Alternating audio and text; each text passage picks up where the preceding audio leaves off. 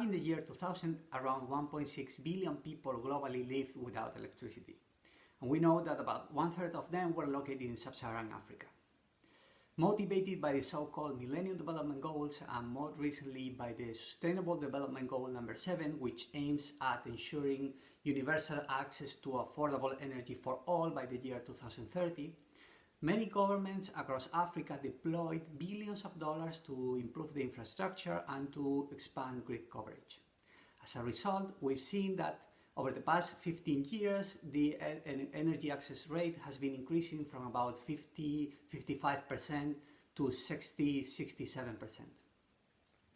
However, we still observe that a significant chunk of the population in Africa lack of an electric connection at home.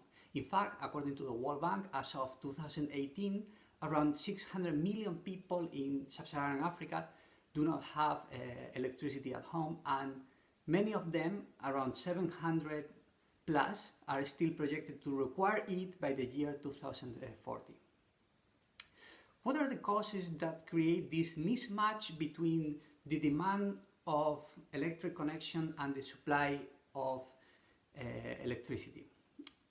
In this paper, we focus on a particular problem that is quite common across Africa, which is the unreliability of the grid in many of these countries.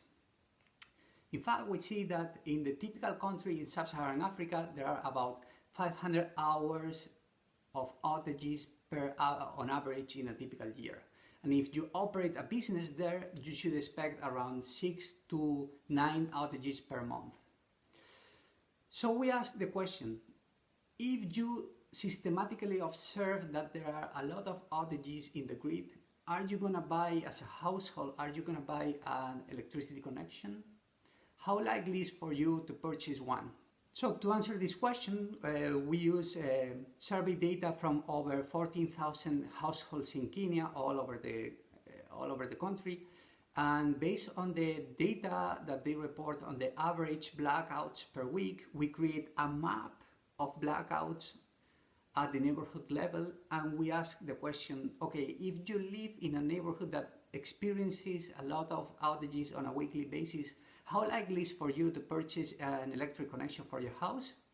And we see that on average, households that live in a neighborhood that experiences a lot of outages are around 10%, 11% less likely to purchase an electric connection.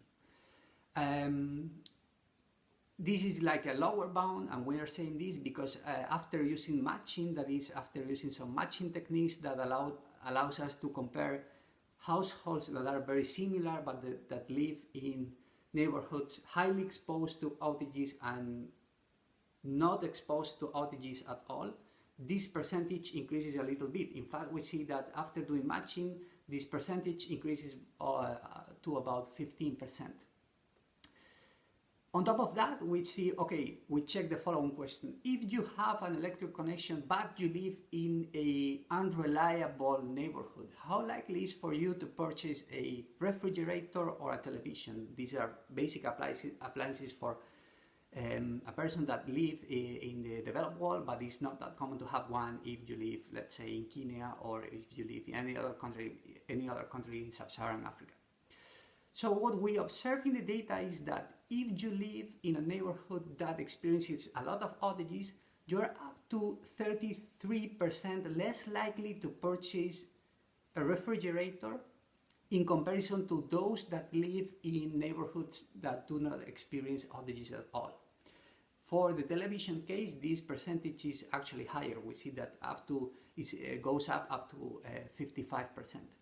So at the end of the day, what we're saying is that the unreliability of the grid is not only causing a decrease in the demand for electric connections, but it's also making some people to underinvest in basic appliances.